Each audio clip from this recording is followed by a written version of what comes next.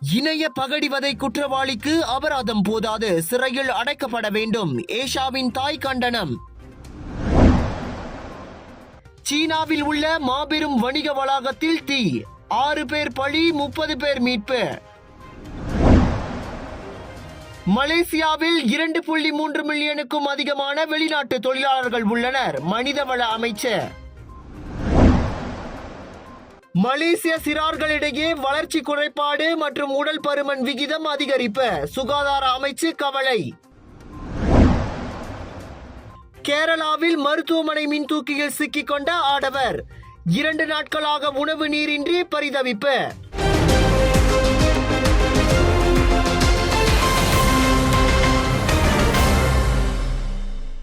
இணைய பகடிவதை குற்றவாளிக்கு அபராதம் விதித்தால் மட்டும் போதாது, மாறாக அவர்கள் சிறையில் அடைக்கப்பட வேண்டும் என இணைய மிரட்டல் காரணமாக அண்மையில் தற்கொலை செய்து கொண்ட சமூக ஊடக பிரபலம் ராஜேஸ்வரி அப்பாவு என்ற ஏஷாவின் தாயார் தெரிவித்தார்.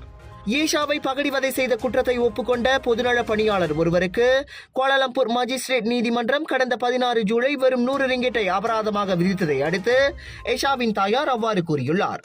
அந்த தண்டனை குறித்து புஷ்பா எனும் அம்மாது வருத்தத்தை வெளிப்படுத்தியுள்ளார். கோலாலம்பூர் நீதிமன்ற வளாகத்திலிருந்து வெளியேறிய போது குற்றம் சாட்டப்பட்ட பி ஷாலினி எனும் அப்பெண் சிரித்துக் கொண்டே சென்றது தம்மை மனமுடைய செய்ததாகவும் புஷ்பா சுட்டிக்காட்டினார். அதோடு ஷாலினிக்கு விதிக்கப்பட்ட சிறிய அபராதம் இணைய பகடிவதை புரிபவர்கள் எளிதாக தப்பித்துக் கொள்ளலாம் என்ற தோற்றத்தை ஏற்படுத்தியுள்ளதாகவும் புஷ்பா சொன்னார்.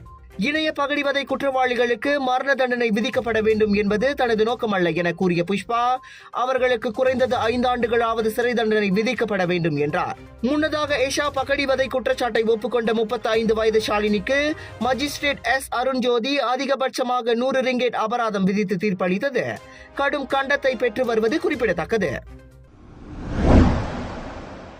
இந்த ஆண்டு மே 31ஆம் தேதி வரை 2.3 மில்லியனுக்கு அதிகமான வெளிநாட்டு தொழிலாளர்கள் மலேசியாவில் இருப்பதாக நாடாளுமன்றத்தில் தெரிவிக்கப்பட்டுள்ளது. தொழில்துறை, கட்டுமானம், சேவை, தோட்டம், விவசாயம், வீட்டு வேலை, சுரங்கம் மற்றும் கல்லுடைப்பு ஆகிய துறைகளில் 23,07,746 வெளிநாட்டு தொழிலாளர்கள் வேலை செய்து வருகின்றனர் என்று மனிதவள அமைச்சு தெரிவித்துள்ளது. தொழில்துறை துறையில்தான் அதிக எண்ணிக்கையிலான, அதாவது 7,30,999 வெளிநாட்டு தொழிலாளர்கள் வேலை செய்கின்றனர். கட்டுமான துறையில் 6,46,508 பேரும், சேவை துறையில் 3,94,739 பேரும், தோட்டத்துறையில் 2,63,151 பேரும், விவசாய துறையில் 1,71,103 பேரும் வேலை செய்கின்றனர். மேலும் வீட்டு பணிப்பெண்களாக 1,675 பேரும், சுரங்கம் மற்றும் குவாரி துறையில் 571 பேரும் வேலை செய்கின்றனர். குடிநுழைவு துறையின் வெளிநாட்டு சேவைகள் பிரிவின் கீழ் 19,934 நிறுவனங்கள் ஜூலை 11ஆம் தேதி வரை பதிவு செய்துள்ளன. உற்பத்தி துறையில் அதிகபட்சமாக 27,012 விண்ணப்பங்களும், கட்டுமான துறையில் 8,981 விண்ணப்பங்களும், வணிக சேவைகளில் 8,590 விண்ணப்பங்களும், கல்வித்துறையில் 7,142 விண்ணப்பங்களும் கிடைக்கப்பட்டதாக மனிதவள அமைச்சு எழுத்துப்பூர்வமாக வழங்கிய பதிலில் தெரிவித்துள்ளது.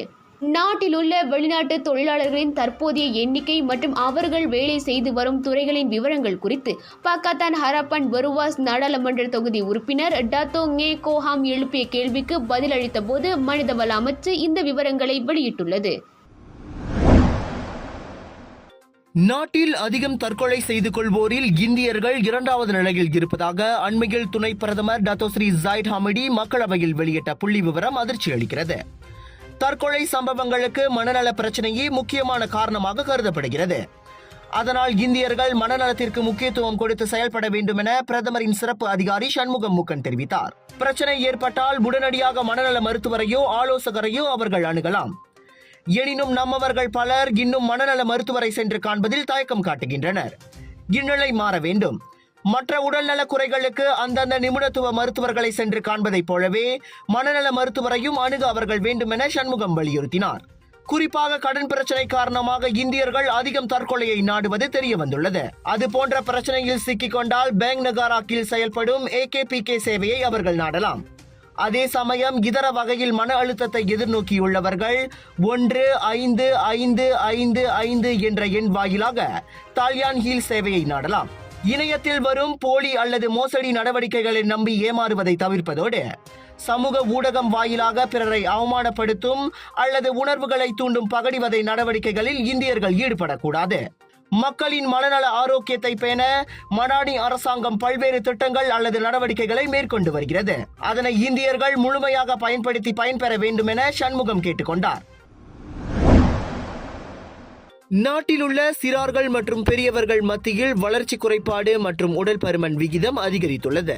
குறிப்பாக 5 வயதுக்குட்பட்ட குழந்தைகளிடையே 2015 ஆண்டு 17.7 விழுக்காடாக பதிவான வளர்ச்சி குறைபாடு பிரச்சினை 2022 ஆண்டு 21.2 விழுக்காடாக அதிகரித்ததை மக்களவைக்கு வழங்கிய எழுத்துப்பூர்வ பதிவில் சுகாதார அமைச்சர் டத்தோஸ்ரீ டாக்டர் ஜுல்கிஃப்லி அஹ்மத் சுட்டிக்காட்டினார்.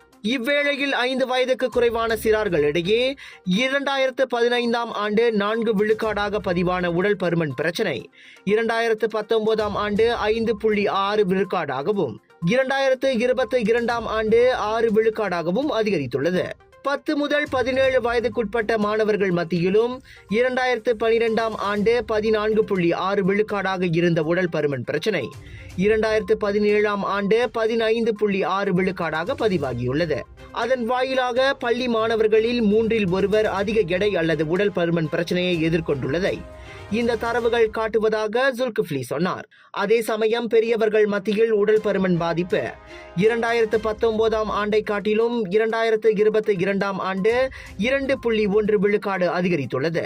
எனினும் உடல் பருமன் மற்றும் வளர்ச்சி குறைபாடு பிரச்சினைக்கு ஊட்டச்சத்து மட்டும் காரணமல்ல என்பதையும் ஜுல்கிஃப்லி தெளிவுபடுத்தினார்.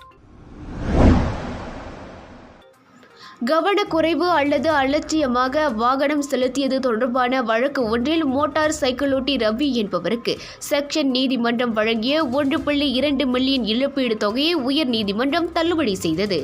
இந்த இழப்பீடு கோரிக்கை மீதான சம்பவத்தில் மோசடி நிகழ்ந்திருப்பதாகவும் விசாரணை நீதிபதி தமக்கு தெரிவிக்கப்பட்ட நேரடி சாட்சியத்தில் பல அம்சங்களை பரிசீலிக்க தவறிவிட்டதாக நீதிபதி அப்துல் வஹாப் முகமது தமது தீர்ப்பில் தெரிவித்தார்.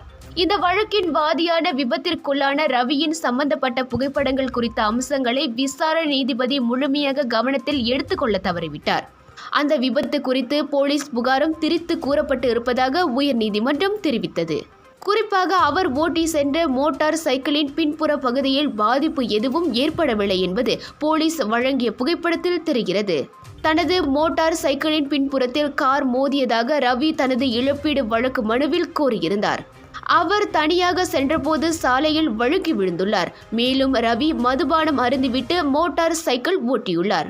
விசாரணை நீதிபதி இதனையும் கவனத்தில் எடுத்துக்கொள்ள தவறிவிட்டார் என லிபர்டி ஜெனரல் இன்சூரன்ஸ் காப்புறுதி நிறுவனத்தின் மேல்முறையீட்டை அனுமதித்த போது நீதிபதி வஹாப் தெரிவித்தார். கார் ஓட்டுநர் குணாலன் அந்த காருக்கு லிபர்டி நிறுவனத்தில் காப்புறுதி எடுத்திருந்த வேளை அக்காரின் உரிமையாளர் ஏசு ஸ்டீவன் ஆகியோருக்கு சாதகமாக உயர்நீதிமன்றம் தீர்ப்பு வழங்கியது. கடந்த 2016 ஆண்டு மாலை 6:30 மணி அளவில் ஜலான் இப்போ கோலாலம்பூர் சாலையின் 57வது கிலோமீட்டரில் குணாலன் ஓட்டிய கார் மோதியதில் உடலுக்கு கீழே செயலிழந்த ரவிக்கு 1.24 மில்லியன் ரிங்கிட் இழப்பீடும் மற்றும் 44,000 ரிங்கிட் செலவு தொகையும் வழங்கும்படி லிபர்டி காப்புறுதி நிறுவனத்திற்கு எதிராக கடந்த ஆண்டு செக்ஷன் நீதிமன்றம் தீர்ப்பு வழங்கியிருந்தது. தென்மேற்கு சீனாவில் உள்ள 14 மாடிகளை கொண்ட ஒரு பெரிய வர்த்தக வளாகத்தில் ஏற்பட்ட தீ விபத்தில் குறைந்தது 60 உயிரிழந்தனர். 30 பேர் பாதுகாப்பாக மீட்கப்பட்டனர். தீ ஏற்பட்ட வளாகத்தில் இன்னும் யாராவது சிக்கிக் கொண்டிருக்கிறார்களா என்பதை கண்டறிய தேடி மீட்கும் பணிகள் தொடர்கின்றன. சிச்சுவான் ஜிகோங் வட்டாரத்தில் அமைந்துள்ள அந்த வணிக வளாகத்தில் உள்நாட்டு நேரப்படி நேற்று மாலை தீ பரவத் தொடங்கிய வேளை இரவு மணி 8 வாக்கில் தீ முழுமையாக கட்டுப்பாட்டுக்குள் கொண்டு வரப்பட்டது.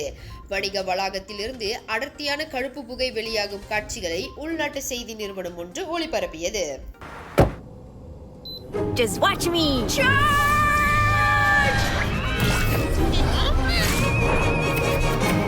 Keeping you and your loved ones safe indoors with Nano EX technology.